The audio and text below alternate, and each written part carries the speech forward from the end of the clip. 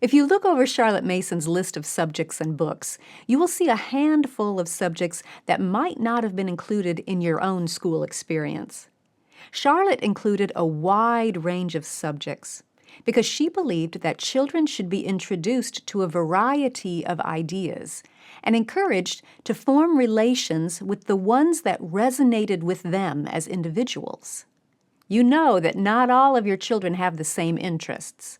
Joey might be interested in all things mechanical, while Susie is happiest outside in nature. They probably have some common interests, but they also have personal passions, things that just resonate with them as individuals. You can't predict or dictate those personal connections. But one thing is certain. Your child will never form a relation with something he's never heard or seen or experienced. For example, Shantae will never discover a love of poetry if she's never read or heard a poem. Our job as educators is to introduce good and appropriate ideas to our children in as many areas of life as we can. That's one reason a Charlotte Mason education includes listening to music and singing and looking at good art and all the other subjects we've talked about. Today, we want to take a look at a final handful of subjects. They might be new to you, but they heartily deserve to be introduced to your students.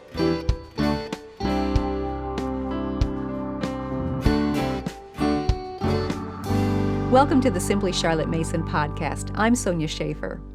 Over the past few weeks, we've been walking through how you can make a transition to the Charlotte Mason approach in your home school in stages, getting comfortable at each stage before you move on to the next one. If you haven't listened to the episodes for stages 1 through 4, I encourage you to do that first. Today, we're going to talk about stage 5. This stage is all about 4 final subjects that you can add to your schedule. Doing so will add wonderful variety to your week and to your children's education. If you've worked through the first 4 stages and completed their assignments, you're already doing a lot of Charlotte Mason in your home school, and your students will be getting a wonderful education with just those subjects done a Charlotte Mason way.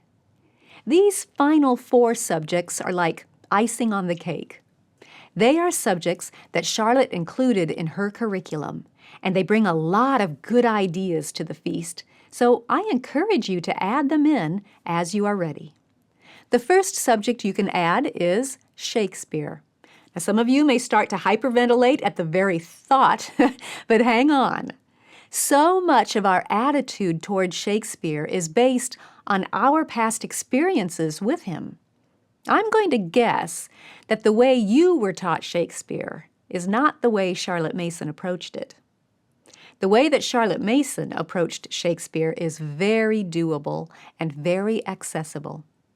You can teach Shakespeare in 3 steps. The first step is to read the story form of the play, so you get a feel for the plot and the characters and you know what's happening. The second step is to read the script. Go through it in small portions. Take no more than 20 minutes for each portion. Just review what happened last time, set up what's going to happen this time in the script, and then read that portion. And I would highly encourage you to use professional audio dramatizations.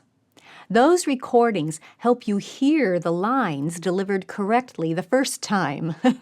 It was always hard when I was reading Shakespeare aloud with my children because I would assign them different parts to read, but we were never sure of the details. Okay, is this person supposed to be shouting or whispering? And to whom are they speaking? Is it to everyone or just an aside to one particular character? Such confusion would distract us from the lines themselves because we were trying to figure out the delivery of them.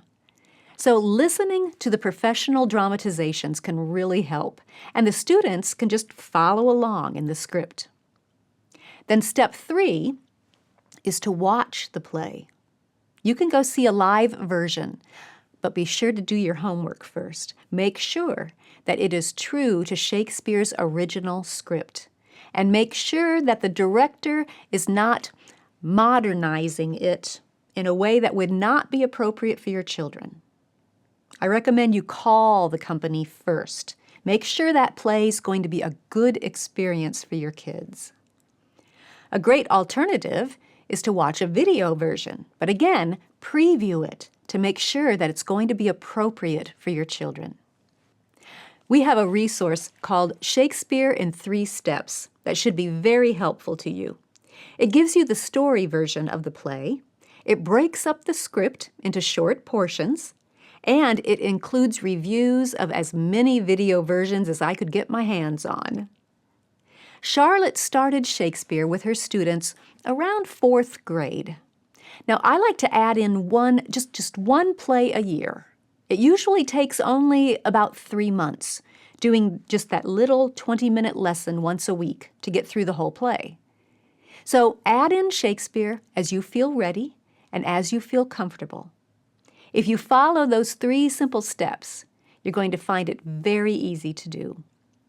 Charlotte included Shakespeare because of his insight into people's natures and characters, and she included another subject for that same reason. The subject is Plutarch. Plutarch was an ancient Greek man who wrote biographies of famous Greeks and Romans. His biographies are unique because they focus on the person's character and decisions, not just a list of his achievements. You can approach these biographies in short segments, getting to know these people as fellow human beings, not just names in history. And from those readings, you can have valuable discussions about character issues. This is another once a week for 20 minutes subject. In fact, I like to switch it in the same time slot as I did Shakespeare. So if you do a Shakespeare play, let's say on Thursday morning for 1 term, then do your Plutarch biography in that same time slot for the other 2 terms during the year. The Conversations on Character series makes Plutarch very simple. Each one includes the biography, divided into short sections, along with discussion questions. But here's the best part. A video comes with each one, and it features a Plutarch expert who reads the biography aloud and leads you and your students through the discussion. It's so easy to do, and it leads to such valuable conversations. The 3rd subject that you can add in, as you're ready, is foreign language. Now, the method that Charlotte used for foreign language is brilliant and, I think, very accessible. Well, first, let's talk for just a minute about why we add foreign language. Charlotte Mason firmly believed that people in each country, in her country of England and every other country, needed to be good citizens of the world. It befits us to learn the languages of our neighbors so we can communicate well with them and be a help to them and understand them better. That's why we do foreign language. Now for how we do foreign language. Charlotte taught foreign language with something called a series approach. It was invented by a Frenchman, François Gouin, and I want to walk you through a lesson using this series approach. A series approach is basically narrating an everyday activity. You're going to learn the series in English first, or whatever your mother tongue is, and then we're going to narrow it down and fill it out in the new language. We're going to do Spanish for the new language, because that's the one I've practiced. So grab a book. You're going to need some kind of book for this series. Doesn't matter which one, you just need it to do the actions as we speak them. Okay, listen first to the series in English. I take the book, I open the book, I close the book. Now, do that with me, with the actions too, all right? Let's speak the series and do the actions. Here we go. I take the book, I open the book, I close the book. Good. Now let's narrow it down to just the 3 verbs with the actions. Here we go. Take, open, close. That's right. Now we're going to learn those words in Spanish. First, tomo. Say it with me as you take the book. Tomo. Abro. Say that word as you open the book. Abro. Let's say both of those with the actions. Here we go. Tomo, abro. Good. The last one is cierro. Say that word as you close the book. Here we go. Cierro. Now, say all three with the actions. Tomo, abro, cierro. Good.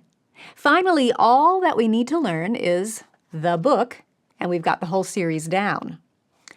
El libro. El libro. Got it? Okay, let's try the whole series with actions. Tomo el libro, abro el libro, cierro el libro. Once we have learned the series, we can encourage our students to look around them as we ask, what other kinds of things can we abro? One of the first things that comes to mind is the door. La puerta. So practice that word with the actions of opening and closing a door. You want to try it? Here we go. Abro la puerta, cierro la puerta. How about la boca, your mouth? Try it with the actions. Abro la boca, cierro la boca. So your children start to think in the foreign language, and it becomes part of their everyday conversations. The curriculum that follows this series approach is from Cherrydale Press. I'll leave a link to it in the description. You'll find links there to the Shakespeare and Plutarch resources as well. It's good to do your foreign language lesson about twice a week. Plus, of course, you're going to practice it and use the language throughout the week as much as you can. And that's foreign language the Charlotte Mason way. The final add-in subject is handicrafts. And I like to pair that with art instruction. This is another one that I alternate between, doing one or the other of them each term. So I might do handicrafts for the first 12 weeks, and then do art instruction during that same time slot during the second 12 weeks. And in the third term, I can do either another handicraft or art instruction with a different type of art media. That's how I like to approach it. Do a handicrafts lesson or an art instruction lesson once a week. It's good for the children to have regular opportunities to work with their hands, using a variety of materials. In art, it's important to give your children an opportunity to try out different media, not just drawing with a pencil. A child who isn't very good at drawing might excel at watercolor or pastels or sculpture. As we talked about, introduce your students to a wide variety.